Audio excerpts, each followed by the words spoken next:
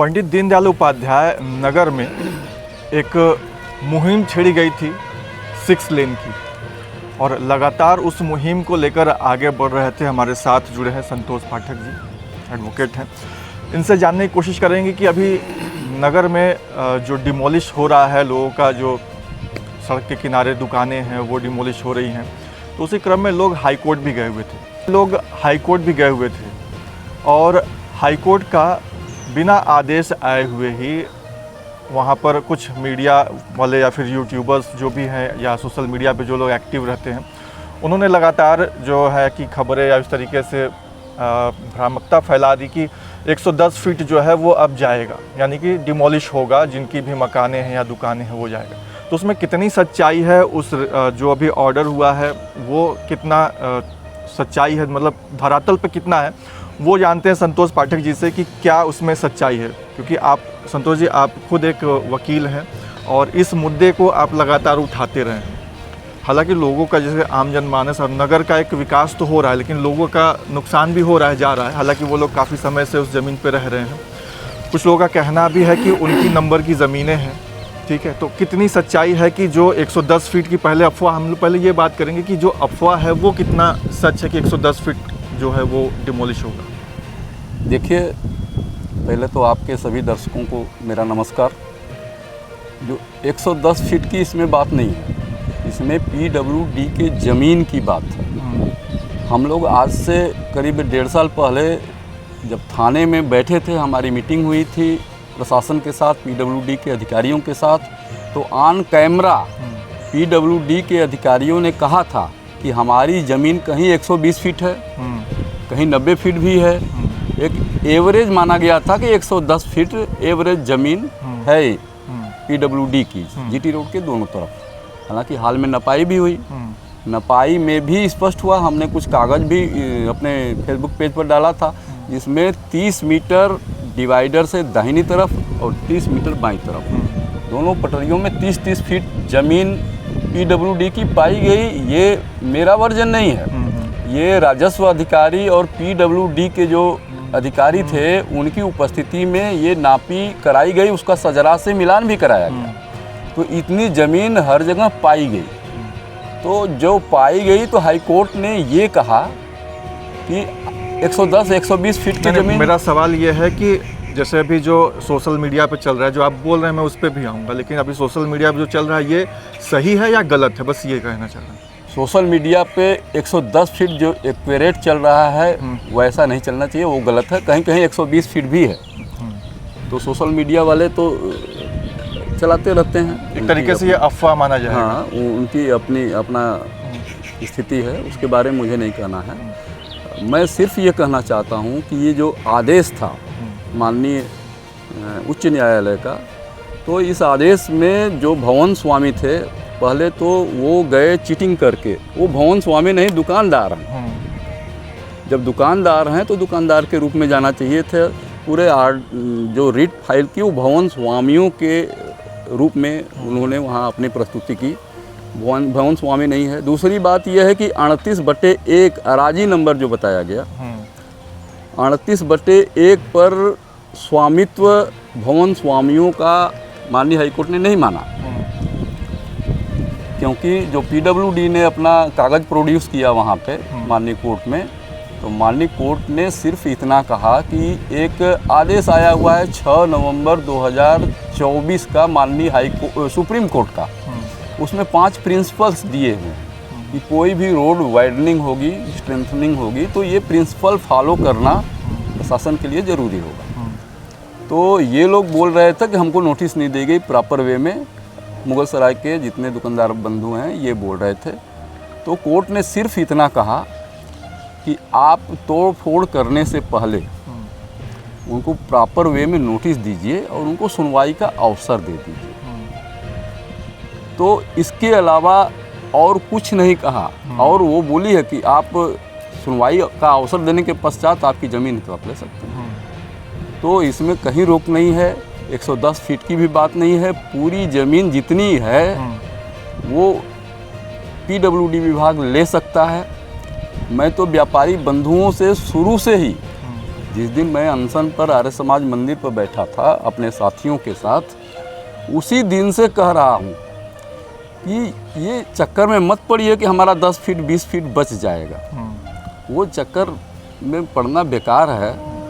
बहुत सारे दुकानदार अपने 2-3 दुकानें बनवा चुके हैं इसी दुकान की कमाई से। लेकिन कुछ दुकानदार ऐसे हैं जिनकी संख्या कम है, लेकिन कुछ दुकानदार ऐसे हैं जिनके पास रोजी रोटी का अभाव है। ये दुकान पर निर्भर था उनका परिवार। तो मैंने अनशन के पहले दिन ही कहा था कि आइए आप सभी लोग बैठ के एक योजना बना लेते हैं। पहले कोई एक शॉपिंग कॉम्प्लेक्स बन जाए, जगह की कमी नहीं है। तमाम पोखरा तालाब बंजर की भूमि पर लोग कब्जा किए हुए हैं मुगल सराय में अपने।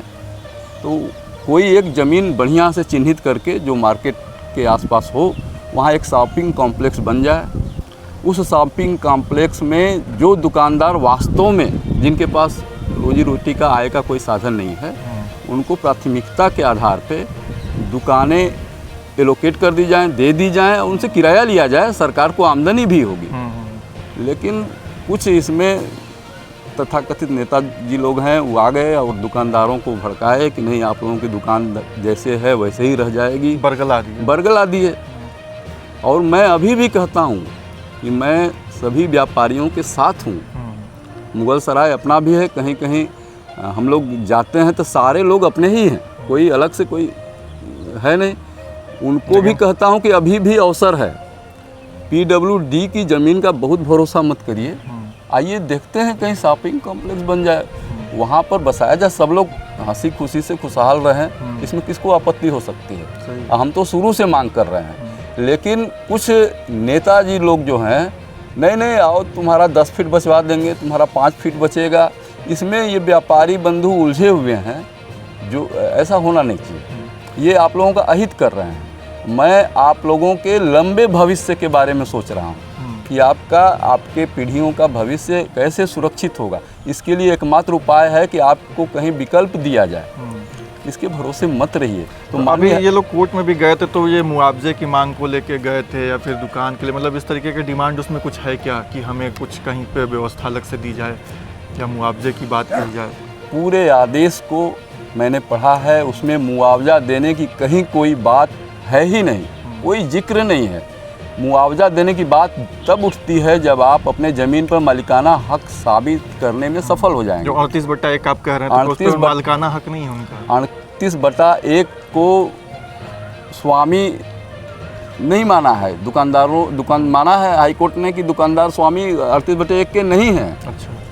ये 38/1 राजस्व के अभिलेखों में PWD की भूमि है। उसमें कुछ पार्ट हो सकता है पीछे का हो, लेकिन जो बताया है PWD के अधिकारियों ने, जो नापी की है, उस नापी की ज़मीन तो 38/1 में ही है और वो PWD की भूमि है। तो दुकानदारों का अपना वर्जन है, कहेंगे। बहुत सारे लोग फर्जी बेचे भी हैं, फर्जी खरीदे भी हैं। GT रोड की ज़मीन थी, PWD की ज़मीन थी, उस पर 4 तल्ला 5 तल्ला मकान बनवा लिए। करोड़ों में विक्रय खरीद का खेल होता रहा, वर्षों से होता रहा, सारे मुगल सराय वासी जानते हैं।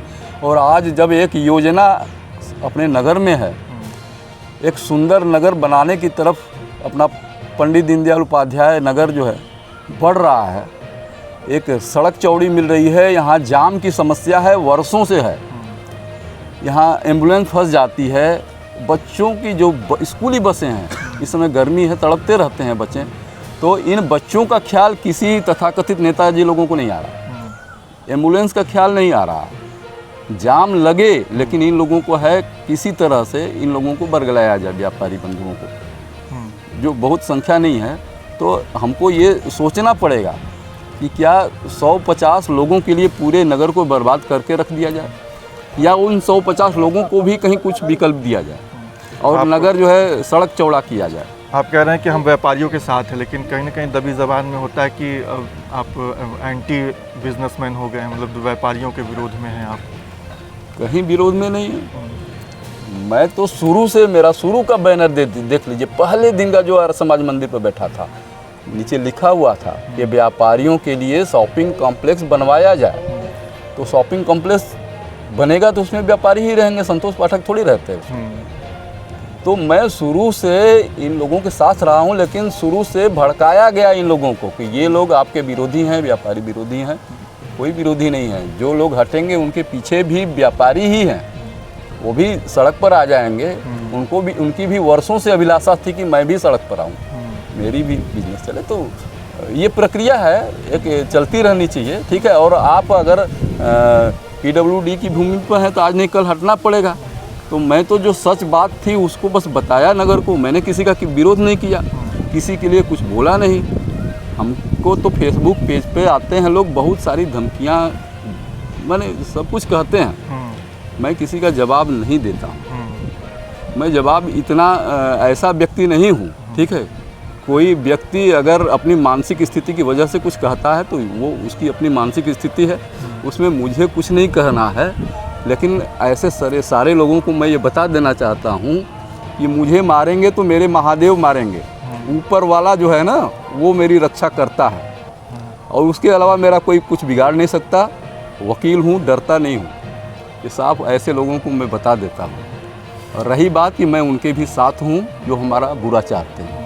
चलिए, अच्छी बात है। तभी ज़मान में ये भी बातें आ रही हैं, कुछ व्यापारी वर्ग के लोग हैं, जैसे कि सूत्रों से भी पता चला, कुछ हम लोग से भी बातचीत हुई है कि हाई कोर्ट जाके इन लोगों ने गलती कर दी, जो हम लोग का बच रहा था वो भी चला जा रहा है। बिल्कुल, मैं अभी भी कहता हूँ कि तथाकथित जो छोटे भैया नेता हैं, इनके बहकावे में आकर कुछ व्यापारी बंधु हाई कोर्ट चले गए। हाई कोर्ट ने इनकी कुछ नहीं सुनी, सिर्फ सुप्रीम कोर्ट के जो प्रिंसिपल हैं, जो 6 नवंबर 2024 को आदेश आया था सुप्रीम कोर्ट का, उसके प्रिंसिपल 5 प्रिंसिपल्स हैं, उन प्रिंसिपल को फॉलो करने के लिए PWD को बोला है कि आप नोटिस जारी करिए और नेचुरल जस्टिस के आधार पर उसकी सुनवाई कर दीजिए। बस और कुछ कहा नहीं है। डिमोलिश करने की कोई बात ही नहीं है अभी तो। डिमोलिश करिए, लेकिन उसके पहले ये फॉलो कर लीजिए। डिमोलिश रोकने की कहीं बात नहीं कही गई है। व्यापारियों का ये ज़मीन है 38/1, इसकी भी बात हाईकोर्ट ने कही नहीं है। तो इससे तो स्पष्ट है कि वो डिमोलिश क्या होगा, मतलब कि सिस्टम क्या होगा? अभी फिर से नोटिस जाएगा, फिर उसके बाद सुनवाई होगी, क्या एक सिस्टम यह है कि फिर से नोटिस दी जाए। तो PWD विभाग व्यापारियों को नोटिस दे दे और उनको एक समय दे दे कि 1 सप्ताह के अंदर अगर आपके पास कोई कागज़ है तो उनको दीजिए। उसके बाद PWD विभाग सुनवाई कर लेगा। तो यहाँ पे सुनवाई होगी, फिर कोर्ट में? यहीं पे। अच्छा। अरे जो कॉम्पिटेंट अथॉरिटी है, तो इस ज़मीन का जो मालिकाना हक है PWD विभाग के पास है, कॉम्पिटेंट अथॉरिटी वही है। या जिलाधिकारी चाहें तो अपने यहाँ सुनवाई कर सकते हैं, जिलाधिकारी के अंदर में आता है। तो कॉम्पिटेंट अथॉरिटी यही है, प्रशासन, जिला प्रशासन, और कोई कोर्ट वोट की इसमें बात है नहीं। तो सुनवाई करने के बाद आप डिमोलिश शुरू करिए, बस यही है। तो अभी आपने जैसे कि देखा कि जो रिपोर्ट आई है, यानी कि जो अभी हाई कोर्ट की तरफ से बताया गया है कि 110 फीट हो या फिर 120 फीट हो या फिर 50 फीट 60 फीट, जो भी बातें हो रही हैं, अभी हाई कोर्ट ने जो कहा है वो किसी प्रकार से किसी भी एक पर्टिकुलर नंबर की बात नहीं की है। यहाँ पे बात हुई है कि अभी आप क्या करेंगे, सिस्टमैटिक एक जो नियम है, जो माननीय सुप्रीम कोर्ट का एक नियम है, जो 5 पॉइंट अभी बताया सर ने, वो पॉइंट के तहत क्या करना है कि अभी PWD विभाग फिर से इनको नोटिस देगी। नोटिस देने के बाद अगर उनके पास कोई डॉक्यूमेंट है व्यापारियों के पास, तो वो लेके आएंगे और उस पर फिर सुनवाई होगी, उसके बाद ही कोई फैसला लिया जाएगा। तो ये सारी चीज़ें हैं, और जितनी भी अभी सोशल मीडिया पे चीज़ें चल रही हैं उस पर अंकुश लग रहा है, क्योंकि ये रिपोर्ट भी आ चुका है। और अभी हमारे साथ जो एडवोकेट संतोष पाठक जी हैं, जो कि एक्सपर्ट हैं, और वो खुद बता रहे हैं, और इस मुहिम से लगातार वो जुड़े हुए हैं। और जैसा कि इन्होंने कहा कि ये भी व्यापारियों के साथ हैं, और बहुत लोगों का इनको धमकी वगैरह भी मिलना, तो ये कहीं ना कहीं गलत है। अगर चीज़ें हो रही हैं तो वो नगर के लिए हो रही हैं, और भी कोई सारी चीज़ें होंगी, और जो भी बातें हों, जेन्युइन बातें हों, और पेपर के थ्रू बात होंगी, और कोर्ट और सिस्टम जो है हमारा, उसके तहत बात होगी। अमित कुमार, पब्लिक भारत न्यूज़ के लिए।